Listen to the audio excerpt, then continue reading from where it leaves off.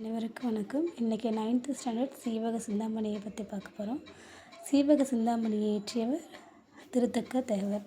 இதில் இலம்பகங்கள் இருக்குது. சீவக சிந்தாமணியில் 13 இலம்பகங்கள் இருக்குது. அதில் ஒவ்வொன்றும் நான் ரீட் பண்ணுறேன். ஃபர்ஸ்ட் ஒன் நாமகள் இலம்பகம், கோவிந்தையார் இலம்பகம், காந்தர்வத்தத்தையார் இலம்பகம், குணமாலையார் இலம்பகம், பதுமையார் இலம்பகம், கேமசரியார் இலம்பகம், கனகமாலையார் இலம்பகம், விமலையார் இலம்பகம், சுரமஞ்சியார் இலம்பகம், மண்மகள் இலம்பகம், பூமகள் இலம்பகம், இலக்கணையார் இலம்பகம், முத்தி இலம்பகம். இது 13 நீங்கள் மெமரி பண்ணிக்கணும். இதில் வந்து கண்டிப்பாக ஒரு இலம்பகம் பற்றி கேட்கலாம். 1 இயரில் வரும். அடுத்து 100 குறிப்பு பார்த்துடலாம். சீவக சிந்தாமணி ஐம்பெரும் காப்பியங்களில் ஒன்று. இது விருத்தப்பாக்களால் இயற்றப்பட்ட முதல் காப்பியமாகும். என்னப்பான்னு கேட்பாங்க. விருத்தப்பா. இது இலம்பகம் என்ற உட்பிரிவுகளை கொண்டது. என்ன உட்பிரிவு? இலம்பகம். எத்தனை இலம்பகம் இருக்குன்னா 13 இலம்பகங்களை கொண்ட இந்நூல். இன்னொரு பேர்னா மணநூல்.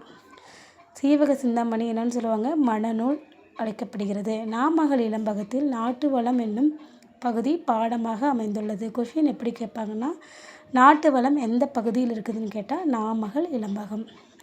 இதன் ஆசிரியர் திருத்தக்க தேவர். இவர் எந்த சமயத்தை சேர்ந்தவர்? சமண சமயத்தை சார்ந்த இவர். இன்பச்சுவை மிக்க இலக்கியமும் இயற்ற முடியும் என்று நிறுவும் வகையில் இக்காப்பியத்தை இயற்றினார். இவரது காலம் 9ஆம் நூற்றாண்டு. இது கண்டிப்பாக இந்த காலம் கேட்பாங்க. எப்போனா 9ஆம் நூற்றாண்டு. சீவக சிந்தாமணி பாடுவதற்கு முன்னோட்டமாக நரிவிருத்தம் என்னும் நூலை இவர் இயற்றினார். இவர் வந்து 2 நூல் இயற்றிருக்காரு. ஒன்று வந்து சீவக சிந்தாமணி, இன்னொரு நூல் நரிவிருத்தம். எத்தனை இலம்பகங்கள் இருக்குன்னா 13 இலம்பகங்கள். இது இன்றைக்கி என்ன பார்க்க போகிறோன்னா, நாமகள் இலம்பகத்தில் நாட்டு வளம் பற்றி இந்த 9th புக்கில் சொல்லியிருக்காங்க. அடுத்தது விருத்தப்பாக்களால் இயற்றப்பட்ட முதல் காப்பியம்.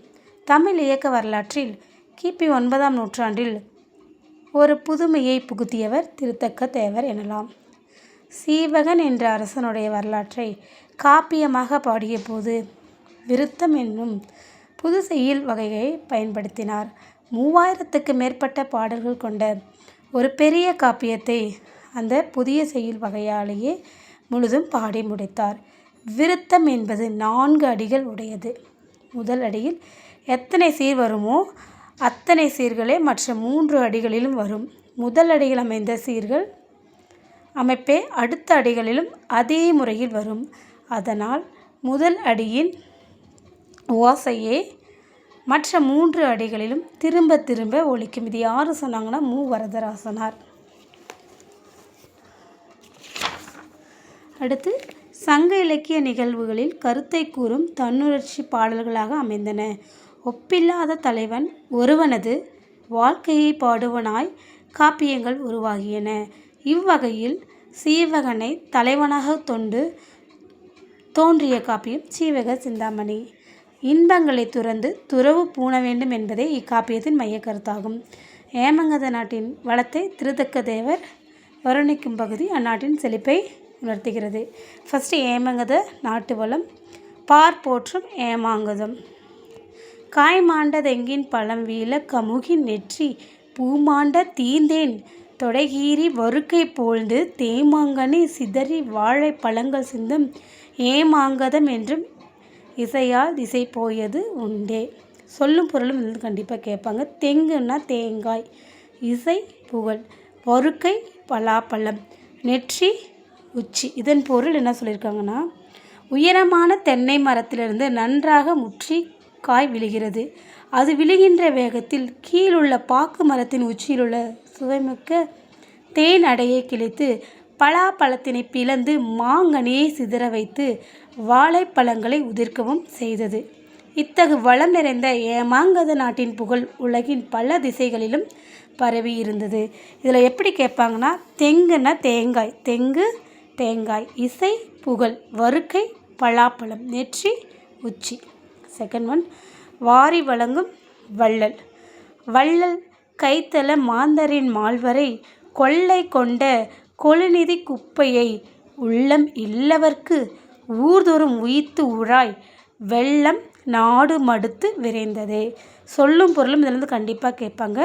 மால்வரைனா பெரிய மலை, கொழுநிதி திரண்ட நிதி, மடுத்து பாய்ந்து. இதன் பொருள் என்னென்னா, இறந்த கேட்பவருக்கு இல்லை எண்ணாது வாரி வழங்கும் செல்வர்களை போன்றது வெள்ள நீர். அஃது உயர்ந்த மலையிலிருந்து செல்வ குவியலை சேர்த்து கொண்டு வந்து ஊக்கமில்லாத மக்களுக்கு ஊர்தோறும் வழங்கும் வகையில் நாட்டினில் விரைந்து பாய்கிறது.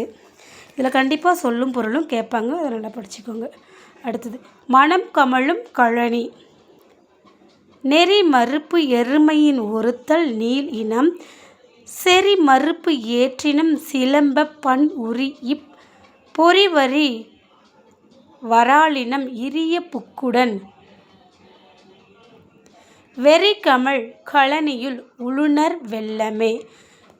இதில் சொல்லும் பொருளும், மறுப்புனா கொம்பு, ஒருத்தல்னா ஆண் எருமைகள், ஏறுனா எருது, சிலம்ப பேரொலி எழுப்ப, இரியன ஓட, வெறி மனம், கழனினா வயல். இதன் பொருள் என்னென்னா, அழகான கொம்புகளை உடைய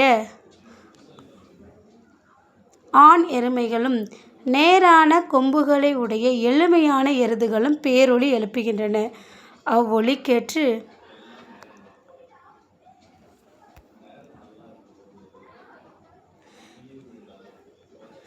புள்ளிகளும் வரிகளும் உடையவரால் மீன்கள் கலைந்து ஓடுகின்ற. அத்தகு மனவீசும் வயலில் உழவர் கூட்டம் வெள்ளம் போல் நிறைந்திருந்தது. அடுத்து 4th one. தலை வணங்கி விளைந்த நெற்பயிர்.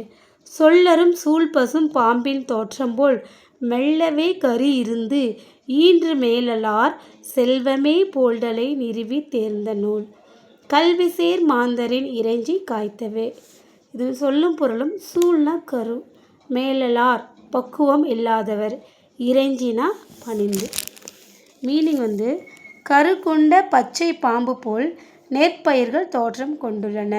நெற்பயிர்கள் கதிர்விட்டு நிமிர்ந்து நிற்பது செல்வம் பெற்று பக்குவம் இல்லாதவர் தலை நிமிர்ந்து நிற்பது போல் உள்ளது. அப்பயிர்கள் முற்றியவுடன் நெற்கதிர்கள் சாய்ந்திருப்பது தெளிந்த நூலை கற்ற நல்லவர்களின் பணிவை போல் உள்ளது. 5th one. எல்லாம் ஆயிரம் ஆயிரமாய். அடிசில் வைகள் 1000 அறப்புறமும் 1000 கொடியனார் செய்கோலமும் வைகள் தோறும் 1000 மடிவியில் கம்மியர்களோடும் மங்கலமும் 1000 ஒடிவு இலை வேறு 1000 ஓம்புவாரின் ஓம்பலே. சொல்லும் பொருள், அடிசில் சோறு. அடிசில் ரிப்பீட்டடாக வந்திருக்கு. மடிப்புனாலும் சோம்பல், அதுவும் இம்பார்ட்டன்ட். கொடியனார் மகளிர். கம்மியர் இரும்பு வேலை செய்பவர். கொல்லர்கள் தான் நான் சொல்கிறாங்க, கம்மியர். இதன் பொருள், வளம் நிறைந்த ஏமங்கத நாட்டிலுள்ள ஊர்களில் நாள்தோறும் கிடைக்கும் உணவு வகைகள் 1000, அறச்சாலைகள் 1000, அங்கே மகளிர் ஒப்பனை செய்து கொள்ள மணிமாடங்கள் 1000, மேலும் செய்தொழிலில் சிறிதும் சோம்பல் இல்லாத கொல்லர்கள் 1000, ஆனால் நிகழும் திருமணங்களும் 1000. ஏமாங்கத நாட்டில் தவிர்தலின்றி காவல் செய்யும் பாதுகாவலரும் 1000. அடுத்ததில் இலக்கண குறிப்பு கேட்பாங்க, நல்லா படிச்சுக்கோங்க. தேமாங்கனினா உவமை தொகை, இறைஞ்சி வினை எச்சம், கொடியனார் இடைக்குறை, கொடியனார் இடைக்குறை, செய்கோளம் வினை தொகை. பகுபத உறுப்பிலக்கணம் பிரித்து கேட்பாங்க. இறைஞ்சினா இறைஞ்சி கூட்டல் இ, இறைஞ்சினா பகுதி, இ வினையெச்ச விகுதி. ஓம்புவார், ஓம்பு கூட்டல் இவ் கூட்டல் ஆர், ஓம்புனா பகுதி, இவ் எதிர்கால இடைநிலை, ஆர் பலர்பால் விகுதி. Thank you friends.